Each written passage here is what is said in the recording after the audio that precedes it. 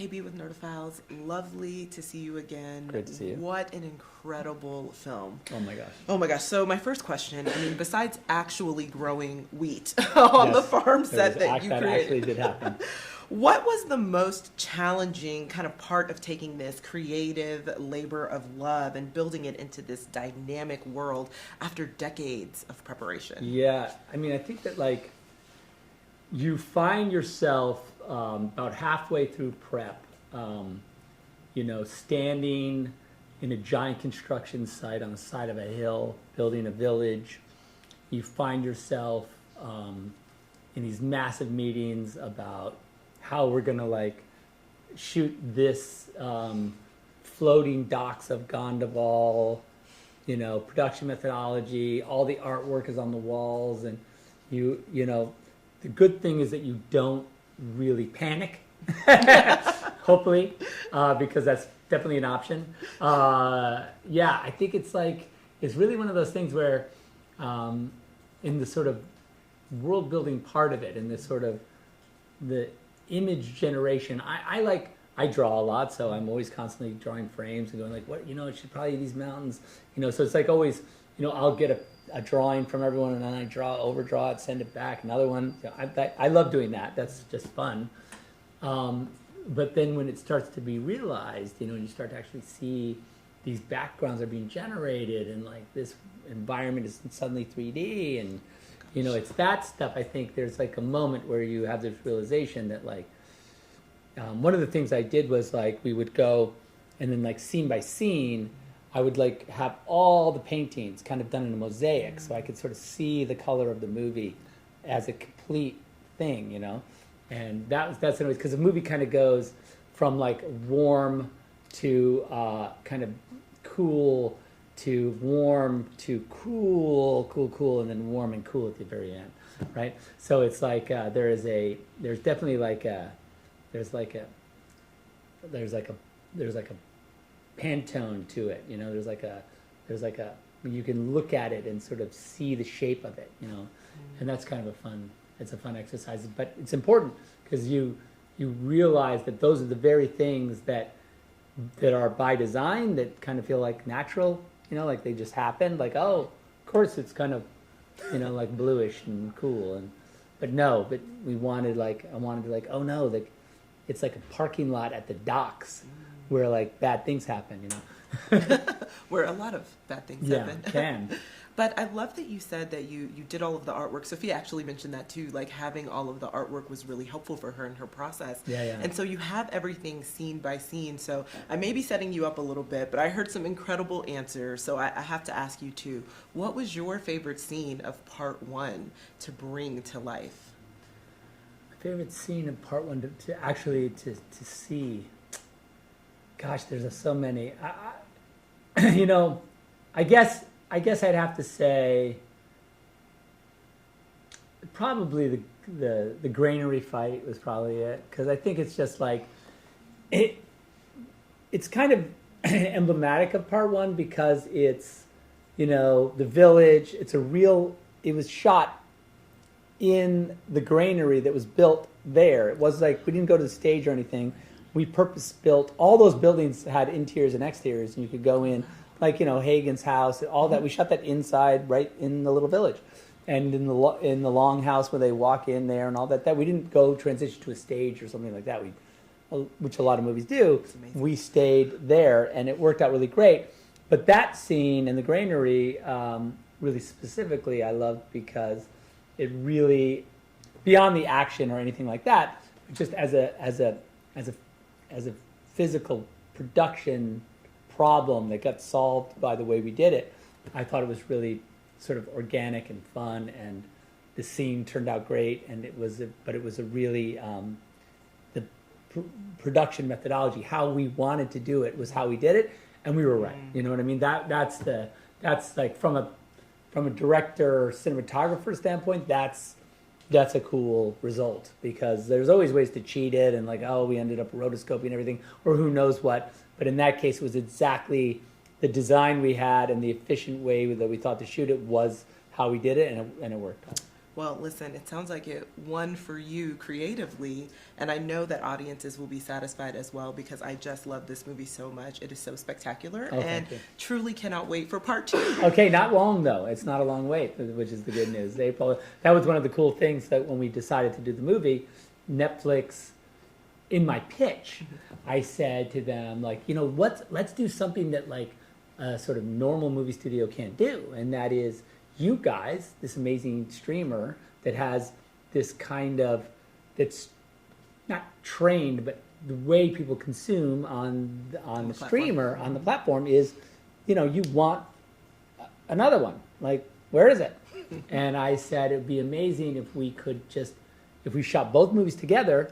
We could then release the second movie like right away, and it would be this incredible sort of new cadence for movies that we haven't really experienced. And they, to their credit, they were like, okay, that sounds cool. Let's try that.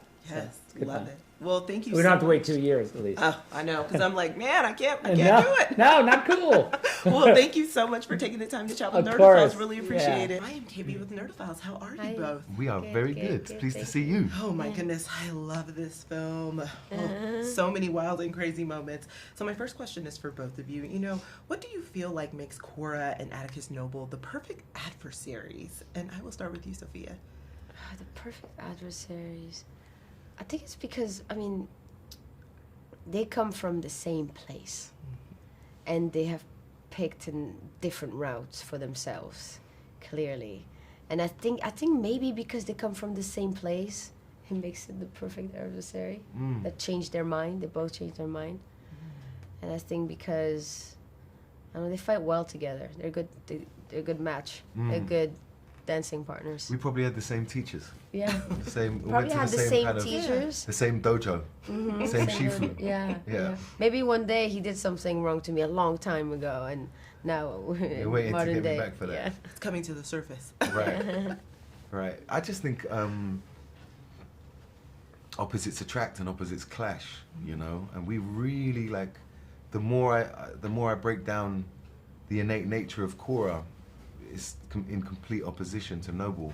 And I suppose this is the brilliance of Zack's writing. You know, there's so much that like I think every character brought to their roles, but really it was there already. Like 85% of it was on the page, and that's why we're so lucky to be able to play these characters, because as soon as you read the screenplay, you were like, wow, what an opportunity for both characters.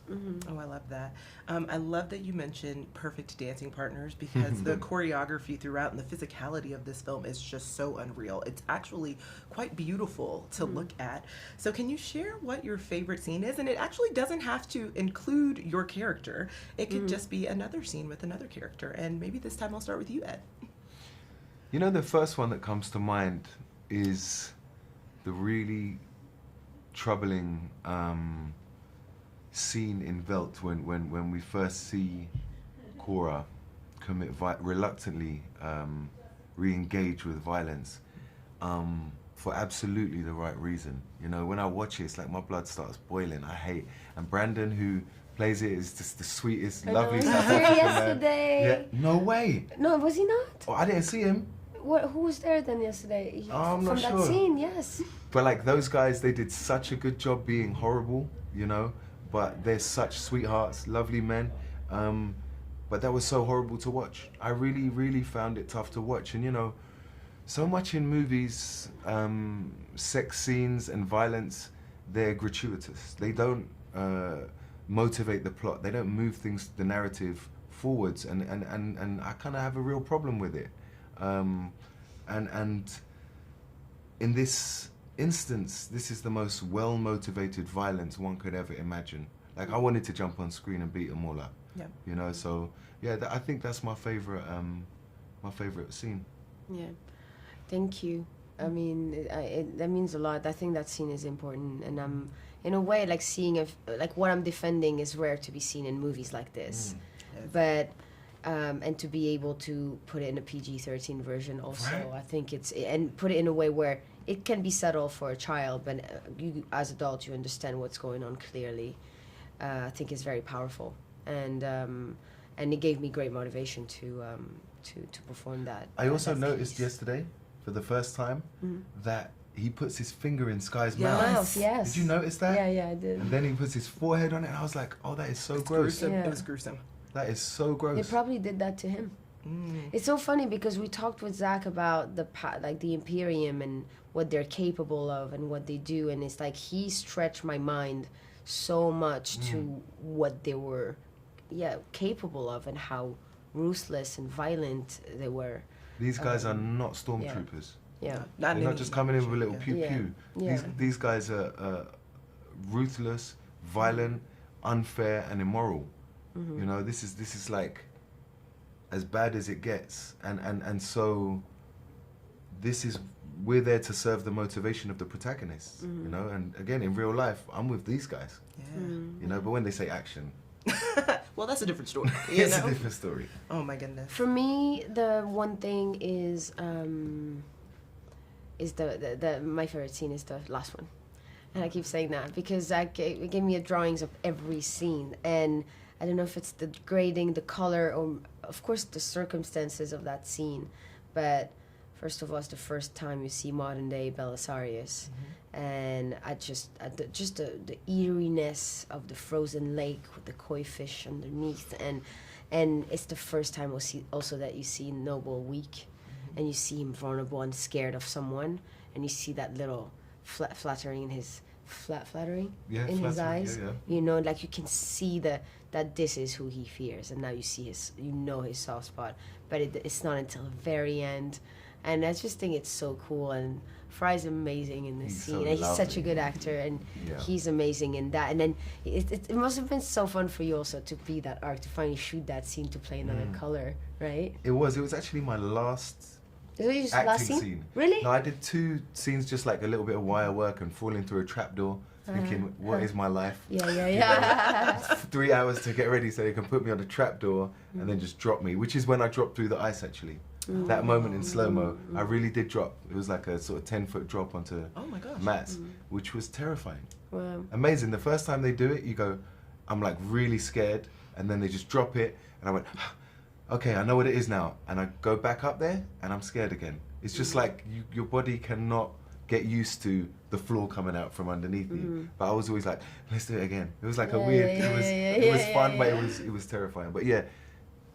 Let's take a special moment to appreciate Far Free. Yeah. What a beautiful man. So- What a lovely man. Again, why are there so many people that play horrible characters? I know. Such teddy bears in real life. Yeah. You know that the Imperium was such sweethearts, man. Like Yeah. Alfonso, who plays Cassius, my right-hand man, the sweetest man in the world. Of course. You know, all of us are like fathers and like really kind, Yeah. gentle people. Well, that's how you know it's great acting, I, right? I hope so. I'm glad. 'Cause Well, I I- wouldn't want to be on set with them if they were really like that. Oh gosh, oh no, I would be terrified. But I cannot wait for part 2. And just thank you so much for taking the time to chat with Nerdophiles. I can't wait for everyone to see part 1. Thank you Thank so much. you. Thank See you for part 2. Okay, so I am KB with Nerdophiles. How are both of you? Good. Ready to answer some questions. What a day yesterday. Listen, oh my goodness, this film is so big, so huge, so incredible. What a lovely time. So my first question for both of you is just why is now the most ideal time in both General Titus and Tark's lives to join Korra's revolution? And I'll start with you, Djimon. That's a good question. Why is it now the Yeah. time to join? It would seem like everybody's life is at stake, in this time, and certainly in regards to the story,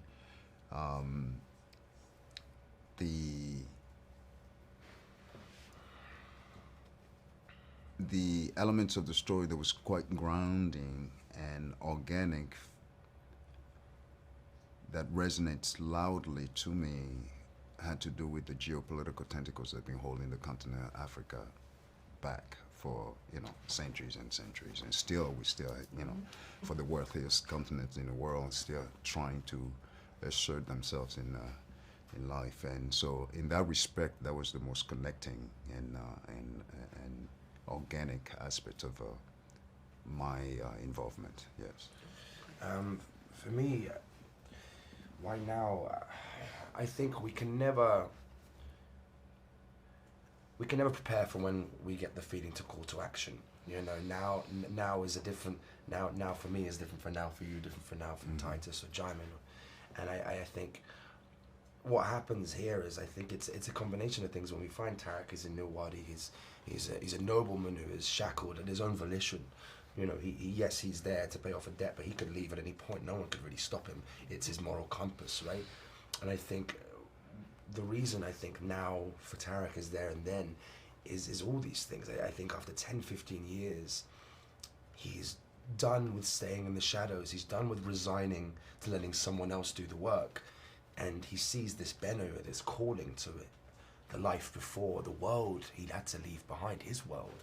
And he sees himself in this bird, and these people come and they say, hey, do you want a chance at redemption? Do you want a chance at doing something with your life instead of falling into obscurity? And I think it's now for people is when all the pieces feel like they're coming together. And I think that was that for Tarek.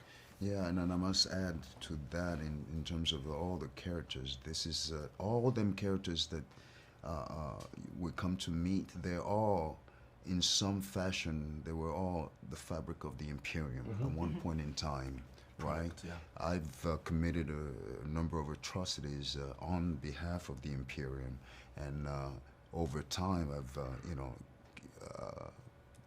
had an awakening and refused to exterminate, commit, genocide, literally. And so, but again, like I said, it was so organically connecting and impacting socially to me in regards to the continent of Africa and the geopolitical issues that we had there.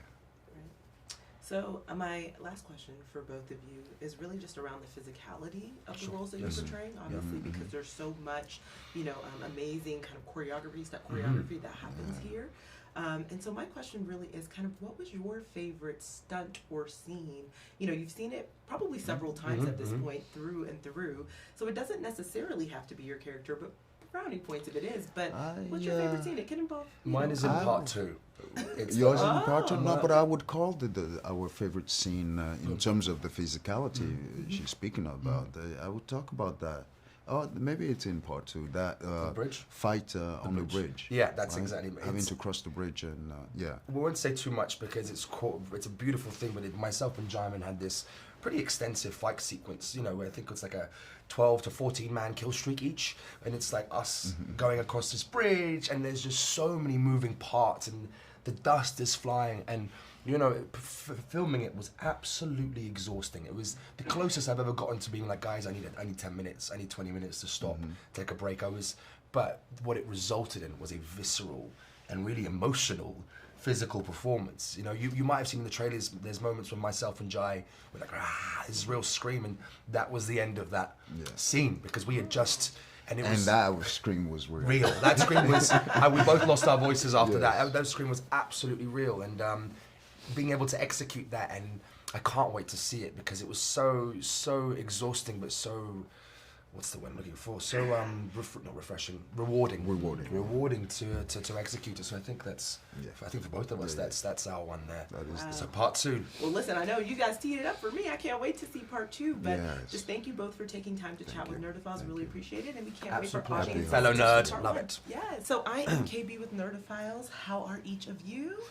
Really good. Yeah, good. We're still smiling. Listen. Which is, sometimes not that easy. 2.5 weeks into a press tour. So. I know. I was about to say, you guys have been in it for the long haul. So, kudos to you. Truly, thank you for chatting with us. So my question is for both of you. So what is it that you think Kai and Gunnar see in Cora that makes them kind of inherently trust her guidance and her leadership on this journey? And how do you think being a part of this revolution really changes each of them as human beings? And I'll start with you, Charlie. I'm not so sure from Kai's perspective if he does necessarily identify Cora as a leader that he's following. I think it's actually more that he identifies them as really being in need of help, and picking a fight that they are invariably, inevitably going to lose, and sort of more takes pity on them than is inspired to help. And that was my perspective of Kai's perspective. And then he, I think at certain point, becomes unable to remain objective about how he feels about them. You know, he in spite of himself starts to care too much, but not enough to stop him from doing what he ultimately does. Right. I think for Gunnar, you know, I think he feels a deep pain inside Korra, but he also sees her heart and how much she cares, and I think that he would love to be there for her, so to speak, and help her find happiness and love, ideally. I know. Hoping for mostly the love, but the happiness Aren't right? Aren't we all just looking for love? Yes. Exactly. Yes, absolutely. So what was the most intriguing scene for each of you when you read the script, kind of that led you to want to be a part of this film? And now that you've seen it a few times, you know, during this press run, did that particular scene kind of play out for you on screen the way you had envisioned it in your mind? And I'll start with you, Michiel. No, I think that there were many moments for me that I was really looking forward to doing and seeing, and the way everything has turned out, it's so much more grand and epic than I anticipated. I would say honestly, for me, it was like all about Kai, and it was all of his scenes. It was the whole journey that get to go on. That you never quite know what he's going to do. He's so sort of unpredictable. And you never really know what's motivating him. So just the sense that I felt like I knew him really well, and yet when I was reading the script the first time, he kept surprising me over and over again. That was sort of delicious. Literally surprising everyone moment by moment, but especially Korra in the first scene where he meets, I guess I'm going to put that in quote, meets, you know, Gunnar and Korra in that bar. I think even he surprises himself by saving her, but also is kind of like, girl, don't let that get you, you know, don't necessarily trust him because of that, I think. Yeah, exactly. Yeah, one... We could have used that advice, yeah. That would have exactly. One altruistic act does not necessarily make a good person. Make a good person, yeah. Yes. Maybe that is the tagline for Kai, and maybe that is the lesson for Gunnar in this film for sure. Right. But I truly think that this is such an incredible adventure. I mean, I can't wait for audiences to see part 1, and just thank you to both of you for taking time to chat with Nerdophiles. Really appreciate it. Thank you. Thank you so much. Appreciate it. So I am KB with Nerdophiles. How are each of you? Doing well. Good. How are you? I'm doing well. Listen, this film is fantastic. There's so much dynamic world building, and I feel like the 3 of your characters are all just extremely brave, courageous, and of course not new to this revolutionary life, unlike the farmers that they meet. So can you say, what is it that you think each of your characters sees in Korra and the team that she's building that really pushed them to support her? And I'll start with you, Duffy. Yeah, I think that Melius sees in Korra a sort of strength and a desire and a steadfastness, which is what attracted them to the Blood Axes in the first place. So I think when there's an opportunity to again fight for a good cause, they're excited to, you know, be on the right side of history. Ooh, what about for you, Cleopatra? Well, I think for the Blood Axes, we've already been through this. So when we meet Korra, I think for me as Devra, I'm in a way seeing myself in the past, in the way that Korra is emotional about it, and I can't afford to do that anymore. There's a real sort of difference between us. So yeah, I would say it's about sort of looking at myself in the past when I see Korra. And I definitely mirror that sentiment. I think Darian sees in Korra, and especially Gunnar in this film, is this idea of when their revolution was new, right? That sort of bright-eyed determination of getting this hopeful determination of getting things done. and that helps to reignite something within him that, you know, some of the losses that we have had on our end may have dampened just a bit. Ooh, okay, I like that. And so there's so much amazing physicality, obviously, between your three characters, but just throughout this entire story, and so much dope choreography. So can you just share what your favorite stunt or scene was? And it doesn't actually have to be your character stunt, just the one that you find the most incredible throughout the film. And I'll start with you, Ray. Ooh, Cora in the barn. I think she's got a lot of like awesome stunt work where she's jumping on folks and like having to use balance to like take them down while simultaneously. And Sophia's like super scrappy too, so like being able to see her use her physicality in a way that makes sense for the character in the world is dope. Ooh, yeah, I love that. What about for you, Cleopatra? I would say well, no, I don't want to give anything away. No spoilers, no spoilers. Cora, I mean, Sophia's like an amazing stunt woman. I love all the slow motion sequences. But again, I don't want to be too specific, but there's so many amazing moments. Ooh, okay. And for you? Okay, there's a move that Sophia does called the dolphin, and you should ask her about it.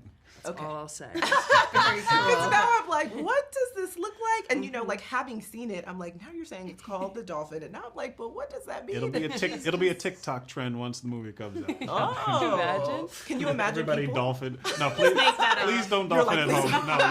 No, you don't have to start training the dolphin. Do You're not. like, safety first, but also Absolutely. now all I can think about is like people in their cosplay doing this elusive dolphin move that you are mentioning, like at Comic-Con somewhere. But yes, listen, fantastic film. I think each of your characters are just so lovely. I can't wait to see more. I mean, listen, I don't want to give any away spoilers, but I'm hoping that everyone is alive and thrives in the second part. So that's all I'm gonna say. But thank you so much for taking the time to chat with Nerdophiles. Really appreciate it. Excellent. Thank you. Thank you. Very nice to meet you.